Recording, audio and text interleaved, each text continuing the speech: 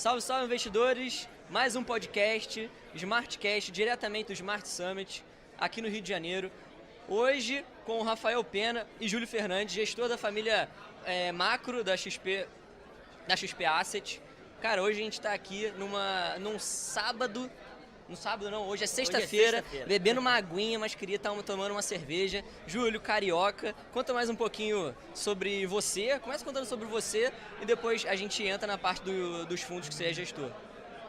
Perfeito. Enfim, estamos quase sextando aqui, né? Final de sexta-feira. Final de Falta sexta-feira. muito pouquinho. Muito pouquinho. Vou pedir para alguém pegar um chopp pra gente daqui a pouco.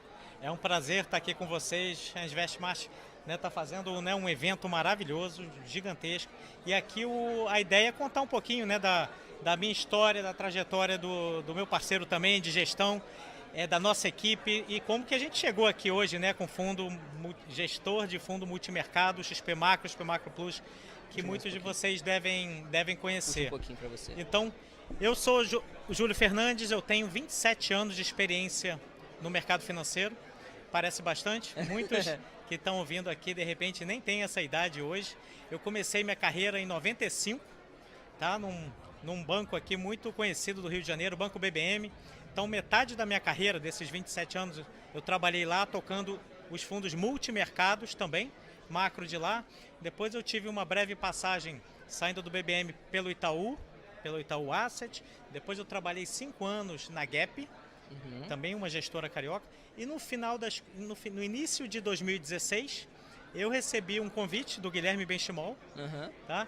Eu e o Bruno Marques, que é o meu parceiro, amigo e sócio, nós dois recebemos com um convite para fundar uma célula, né, um fundo multimercado macro na XP Asset Management. Né? Então, a XP Asset Management é um asset que já vem de longa data, mas não tinha fundos macro, multimercados macro, não tinha uma equipe, né? E o Guilherme, como é que ele trouxe, né, pessoas de mercado? Ele trouxe, a ideia foi trazer pessoas com experiência, né, longa no mercado e falou, gente, se virem, façam o fundo da maneira como vocês acham. No livro ele fala assim mesmo. E é literalmente isso, é uma carta branca que ele nos dá. E é assim, se virem, façam o fundo da maneira como vocês acharem que é o melhor. Com toda a experiência que vocês tiveram para trás, façam o multimercado com a cara de vocês, né? E boa sorte, né? E aí a gente começou, eu e Bruno Marques, começamos lá em 2016, com todos os alinhamentos possíveis. O legal é que o Guilherme Benchimol, na época, nos deu, né, a sociedade da XP Investimentos. Ele nos falou também, vocês vão receber um percentual relevante do lucro do que vocês gerarem. Então toda a meritocracia, né, que é o DNA da XP, né, nos foi dado. Total alinhamento. E aí não foi tão difícil a gente contratar pessoas de mercado, né? Contratamos uma economista-chefe e depois fomos contratando, né, diferentes especialistas para agregar no nosso time, na nossa gestão de multimercado. Como o nome já diz, o multimercado macro opera diversos mercados, né? Juros, câmbio, bolsa, em diversas geografias, né? Brasil, países da América Latina, China, Estados Unidos, Europa. Então, a gente teve que investir e aos poucos foi aumentando a equipe, time econômico, a gente foi contratando, né? A gente estava falando aqui da equipe de renda variável que já existia. A gente se aproveitou de uma equipe robusta de renda variável, né? Liderada pelo Marcos Peixoto. E por que não ter um pouquinho desse risco, né, de renda variável no fundo macro? Então a gente falou, fazem um pouquinho da sua estratégia aqui no XP Macro. A gente chegou e contratou uma pessoa, que é o Guilherme Lemos, para tocar a parte de América Latina. Por que não ter um pouquinho, né, de Chile, México, Colômbia, operar juros, câmbio, né, e diversificar nossos investimentos? Depois a gente trouxe uma pessoa, que é o Ivan Rodarte, né, para fazer G10, fazer outras moedas, juros de Estados Unidos, de Europa, faz um pouquinho também de China. E por fim a gente trouxe o João Salchuk, que é um especialista em volatilidade e em estrutura, fazer plays de curva de juros no Brasil. Então o time foi aos poucos crescendo. Eu já posso até de antemão avisar, a gente acabou de contratar uma pessoa que vai fazer um book quantitativo. Então a gente também vai ter uma estratégia quant, né? Que, enfim, com modelinhos matemáticos para se beneficiar de grandes tendências, de grandes questões setoriais também no mercado de equities. E esse somatório de riscos, eles nos agregam, né? Tanto nos dão um retorno adicional, quanto aumentaram muito a nossa sinergia, a nossa conversa, né, e o nosso conhecimento. Mas assim, grosso modo, eu e Bruno fazemos o risco principal do fundo, e nós dois fazemos tudo em consenso. A gente define diante de um cenário, a gente define quais são as melhores alocações possíveis. Tá? Então vamos supor, um cenário otimista. O que é melhor alocar no cenário otimista de Brasil? Quando a gente começou o fundo lá em 2016, estava acabando de ter o impeachment, um governo novo, o Temer. A gente falou, poxa, eu acho que dá para comprar bolsa e dá para acreditar que os juros vão cair. Então a gente diversificou.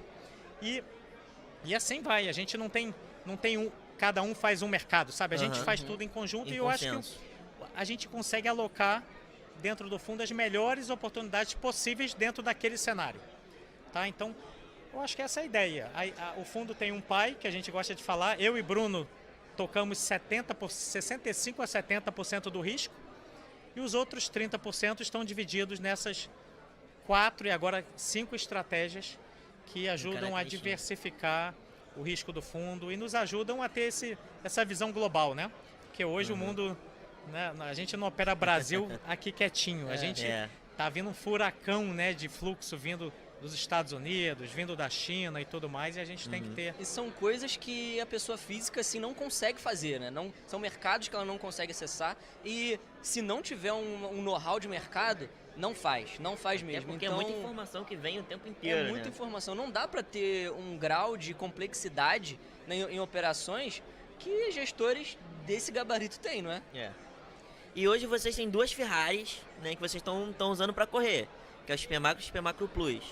Qual que é a diferença dos 2 produtos, de um para o outro? Perfeito. Basicamente é o nível de risco.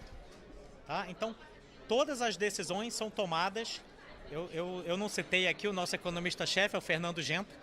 Tá? Foi uma grande contratação que a gente fez, e ele lidera a equipe econômica fazendo Brasil internacional. Então, o Fernando Genta e a equipe, eles criam um cenário, e diante desse cenário nós escolhemos uma estratégia de investimento. E aí a estratégia que a gente decidir vai ser a mesma para os 2 fundos, tanto para o XP Macro quanto o XP Macro Plus. Então eles vão ter a mesma direção e as mesmas posições. A única diferença é que o XP Macro é para um cliente, eu diria, mais moderado. O XP Macro tem um risco que a gente chama um risco médio. A gente expressa essa métrica de risco no mercado como volatilidade. Então, o XP Macro vai ter uma volatilidade, pensem como uma medida de risco, em torno de 5% ao ano. Então, um exemplo bem simples, se a gente estiver otimista com Bolsa Brasileira, a gente pode comprar 10% do fundo em Bolsa Brasileira. Já o XP Macro Plus, ele vai ter a mesma estratégia, mas ele vai ter o dobro do risco. Ele vai ter o dobro. Então, ele é para clientes, né, que têm um pouco mais de conhecimento do mercado, que tem um horizonte de investimento que a gente chama mais longo, e clientes que têm uma propensão, aceitam um pouco mais de volatilidade na sua cota, né? Porque se eu comprar 10% de bolsa no XP Macro, no XP Macro Plus, que é o dobro, eu vou comprar 20%. É simples assim. Um fundo, quando você vê a cota do fundo, um fundo vai subir 0,30, o outro vai subir 0,60. E quando cair também, né? Um cai 0,30, o outro cai 0,60. Então, basicamente, o investidor tem que ver o seu apetite a risco, ver se aguenta, né, uma cota de mais 1, menos 1. E se você for mais moderado, o XP Macro. O XP Macro vai ter um objetivo de retorno de CDI mais 5. Então é importante eu falar isso. Volatilidade que eu falei de 5. E eu gostaria de entregar para o nosso cliente CDI mais 5% ao ano. E o XP Macro Plus, o dobro. Ele vai tentar entregar para o nosso cliente CDI mais 10% ao ano. E eu acho que é muito importante eu esclarecer isso aqui para o cliente que estiver nos assistindo, que, poxa, a renda fixa hoje em dia no Brasil está sendo, né, porque, juros de 14% ao ano, e todo mundo fala, eu quero isso. Por que eu vou tomar risco se eu consigo 14% ao ano? Gente, o multimercado é uma classe que o retorno dela esperado é CDI mais, que nem eu comentei aqui, né, no XP Macro, CDI mais 5. no XP Macro Plus, CDI mais 10. Então, a gente começa do CDI. O legal é que o cliente que investir com a gente, ele vai ganhar esse 14, e se a gente acertar as operações, ele vai ganhar um alfa acima do CDI. Sim. Então, é só para desmistificar, poxa, multimercado tem... Gente, se a gente não tiver nenhuma grande operação para fazer, a gente vai passar o caixa no CDI. E o fundo vai estar rendendo ali perto. E assim que a gente tiver uma grande convicção, a gente vai aumentar o risco do fundo para ter um retorno acima do CDI. Num exemplo simples, CDI de 14. Se a gente atingir nossos objetivos, o XP Macro vai render 14 mais 5, 19. Né? E o XP Macro Plus vai entregar 14, que é o CDI, mais 10, 24% num ano fechado. Então, é só para a gente ter uma ideia da diferença entre os dois fundos, os objetivos de retorno, né, as métricas de risco e tudo mais. Falando de incerteza, né? Você falou que quando a gente está no momento de incerteza, vocês aplicam a CDI, o caixa do fundo. E eu acho que a gente está passando por esse momento de incerteza, troca de governo, a gente ainda não sabe direito como é que vai acontecer as coisas aqui no Brasil. O que você está enxergando hoje para o futuro? Bem, esse é o nosso desafio diário, né? Até porque ninguém tem bola de cristal, né? Esse é o nosso desafio diário lá na gestão, que é a cada ano que passa, a gente tem um novo... Ir para frente, né? Tudo bem, para trás é fácil explicar, qualquer um explica. Ir para frente. 2021 e 2022 parece que foi fácil, mas foram anos muito difíceis, desafiadores, de inflação alta, juros para cima, bolsas para baixo. Tudo bem. E 2023? 2023 começou com uma cara que parecia melhor, tá? A gente está começando um ano, o pior da inflação parece que ficou para trás. O pior da alta de juros, não só no Brasil, no mundo inteiro, o pior da alta de juros parece que ficou para trás.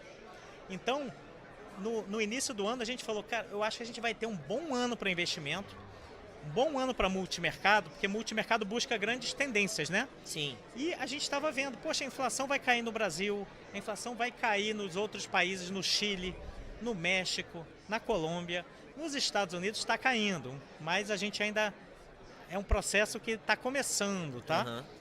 E a gente falou, tem tudo para ser um ano de queda de juros. Tem tudo para ser um ano de queda de juros em todos os países que puxaram os juros antes. Quem lembra que em 2021 o Brasil já começou a puxar na frente. A gente estava acelerando há bastante tempo. A gente fala que o Brasil começou a tomar remédio para inflação muito antes, né? Muito antes. Que a gente já sente essa dor tem um tempo. A gente já sabe como lidar com inflação alta, né? Perfeito. E a gente acreditava que a gente ia ser o primeiro a subir os juros e eventualmente o primeiro a cortar. Da mesma maneira, os outros países da América Latina que seguiram, Chile, foram o segundo a subir e de repente o segundo a cortar. E os Estados Unidos eram os últimos a subir e de repente os últimos a cortarem.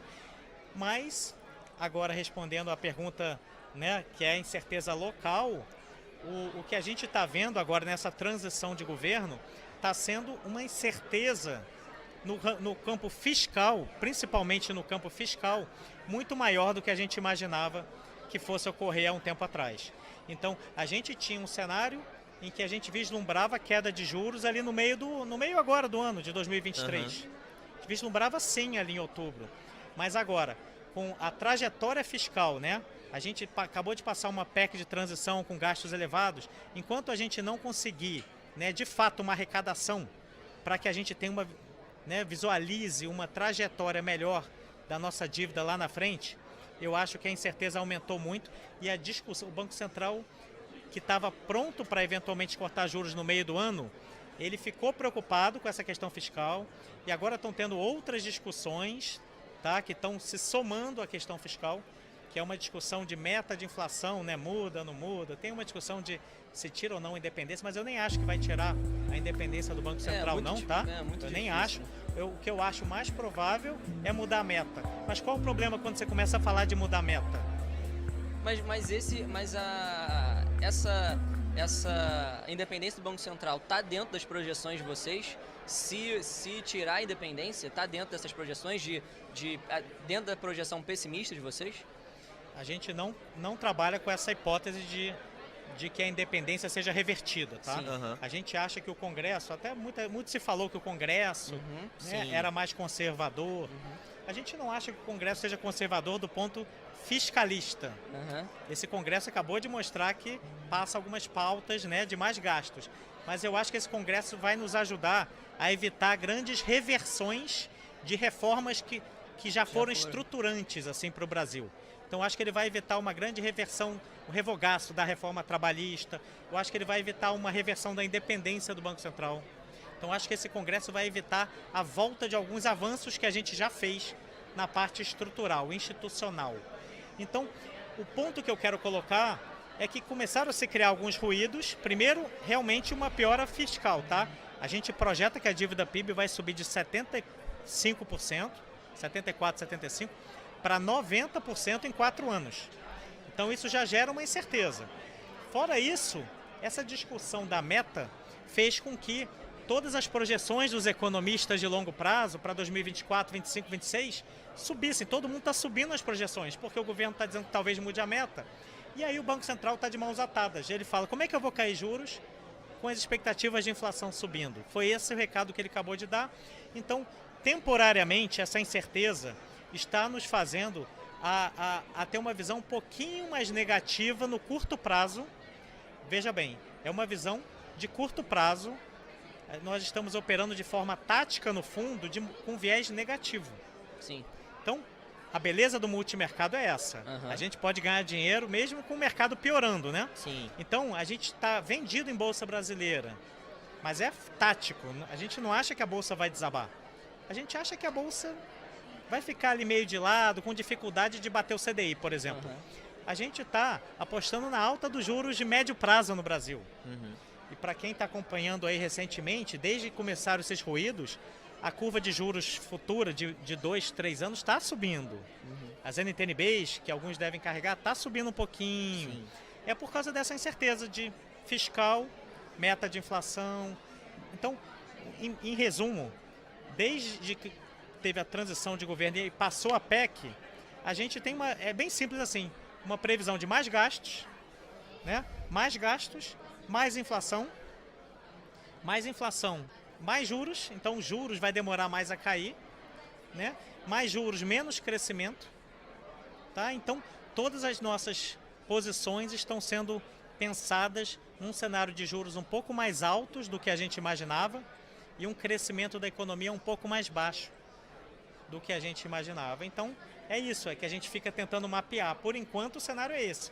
Pode ser, né, que o governo venha e faça, né, medidas que melhorem a perspectiva fiscal. O governo está para, até o fim do primeiro semestre, né, dizer qual vai ser o nosso novo arcabouço fiscal. Sim. Que vai substituir o teto de gastos. Ele está para passar uma reforma tributária. Então, tem uma agenda positiva que pode ser que reverta essas expectativas meio que negativas do início de mandato. Mas eu não posso esquecer, assim, a gente está falando do Brasil, eu não posso esquecer que o cenário externo está muito positivo. Então, quem está olhando aqui o nosso dólar real, poxa, mas vocês falam que tá, né, que a situação do fiscal está ruim, o governo está falando coisas meio assim. Pois por que o dólar real está caindo? Caiu de 5. Estava 5,30 na virada do ano. Ontem né, passou do 5, bateu 4,95. Virou até meme isso na internet. E aí você fala, gente, é porque o mundo está passando por um momento muito positivo, que eu falei, estava no máximo, a inflação passou do pior momento, os juros estão chegando no pior momento na economia americana, em breve na economia europeia, e a gente está tendo uma reabertura de China junto com isso. Sim. Então a gente está falando do Banco Central americano parando os juros, a economia americana está vendo uma inflação desacelerando, uma atividade que não está entrando em recessão, que era um dos grandes riscos, é a recessão americana, não está entrando. Então é o que lá fora a gente está vivenciando uma coisa que a gente nem acreditava muito, que é um soft landing. A gente está vendo assim, é um pouso bem suave da economia americana, com uma queda da inflação, parece até um sonho. Mas se for isso, os mercados lá... O desafio para eles é muito grande, né? Porque eles não podem subir tanto os juros, porque pode sofrer uma desaceleração muito forte na economia, né? E aí a galera simplesmente para de consumir, por uma inflação muito voltada para o consumo lá. Então você acha que eles vão conseguir fazer esse trabalhinho de casa certinho? Aparentemente eles estão, até o momento estão conseguindo. Eles têm que subir os juros para desacelerar, mas não pode, para que a inflação caia, mas não pode. Não pode. Tem que torcer para que a economia não desacelere muito. E parece que estão conseguindo esse fine tuning ali. O que ajuda muito isso é a questão da taxa de juros, né? Porque a taxa de juros lá não caiu, né? Não subiu, desculpa. A taxa de juros lá não subiu. Então acaba que fomenta o consumo, né? As pessoas estão empregadas, conseguem consumir, mas essa queda da taxa de juros ajuda essa queda da inflação, né? Não, o que aconteceu, assim, que até o momento está sendo maravilhoso, assim, eles subiram os juros, o que está afetando muito a parte do mercado imobiliário, né? As taxas de mortgage, de hipotecas subiram, está fazendo com que o mercado imobiliário americano desacelere um pouco. Mas o consumidor americano, ele acumulou muita poupança na pandemia. Sim. Muita poupança. Então ele está conseguindo passar, mesmo com um aumentozinho de taxa, ele está conseguindo passar por esse período com nível de consumo ainda bem razoável, razoável, e está evitando essa desaceleração. Mas a mensagem principal é que como o mundo está conseguindo, né, um equilíbrio saudável, um soft landing, com a somada reabertura da China que puxa commodities, que é bom para o Brasil. Sim. O que aconteceu? Isso é bom para bolsas, aí vem dinheiro, tá vindo dinheiro para diversos países, o dólar está enfraquecendo, dólar contra o euro, dólar contra o iene, naturalmente o dólar está caindo contra o México, contra o Chile e contra o Brasil também, o real. O investidor estrangeiro, ele está olhando o Brasil num saco de países emergentes e está investindo. E para ele, essas questões fiscais que o local fica um pouquinho mais preocupado, ele não olha com essa visão, ele acha que é ruído, tá? Então ele está com um olhar muito mais macro e fala, o Brasil vai quebrar? Não, a verdade é que não vai. O Brasil não vai quebrar daqui a 1 ano, 2 anos, 3 anos. Eu acho que a gente tem instituições que, na hora que tiver ruim, a gente se ajeita, tá? Mas a direção que a gente está tomando, a gente não está muito feliz com isso. Mas, enfim, a gente vai ter que conviver com isso, é o nosso desafio, né? Mês após mês, e vendo os desafios do cenário, e a gente é pago para isso, para investir de acordo com as mudanças do... Exatamente. O que o investidor, pessoa física, não consegue fazer, ele pode delegar para vocês, que são investidores profissionais que vão conseguir trazer essa rentabilidade, esse alfa para a carteira dos clientes, né? Gente, Júlio, você tem algum recado para deixar? Você quer deixar algum recado final para os investidores? Eu queria, enfim, tranquilizar, né? O cenário aqui no início parece um pouquinho pessimista de Brasil, mas eu acho que a gente tem um amplo caminho de oportunidades de investimento para 2023. Eu acho que tem sim. A gente vai eventualmente iniciar um ciclo de queda de juros, seja no Brasil, seja na América Latina, e a gente está aqui para buscar as melhores oportunidades possíveis. Tá? Eu acho que no final, tá, a gente vai conseguir, né, de alguma maneira resolver um pouquinho o nosso esse arcabouço fiscal. Acho que a gente vai chegar no meio do caminho, não vai ser o ótimo, eu acho. E a gente aqui como gestor, eu acho que a gente vai ter grandes oportunidades, tá? 21 e 22 foram um ano de alta de juros, queda de bolsa. Eu acho que 23 e 24 teria tudo para ser anos positivos de queda de juros e alta das bolsas, tanto o Brasil quanto o mundo. É só a gente encaixar aqui nossas questões internas que eu acho que a gente pode encaixar um cenário melhor. E vocês têm todas as ferramentas para surfar todas essas ondas, né? Perfeito. Assim, em 7 anos de fundo, eu gosto de sempre se frisar, os primeiros 5 anos, a gente surfou uma onda positiva no Brasil e no mundo. Os primeiros 5. Os últimos 2, 21 e 22, a gente inverteu as posições, virou a mão, que a gente fala, e surfou uma onda negativa de alta de juros e queda de bolsa. O legal do multimercado é isso. E agora a gente está reduzindo as posições, ajustando e olhando para frente. E agora? A gente está pronto para tentar embarcar num novo cenário positivo. Ainda não estamos embarcando em Brasil.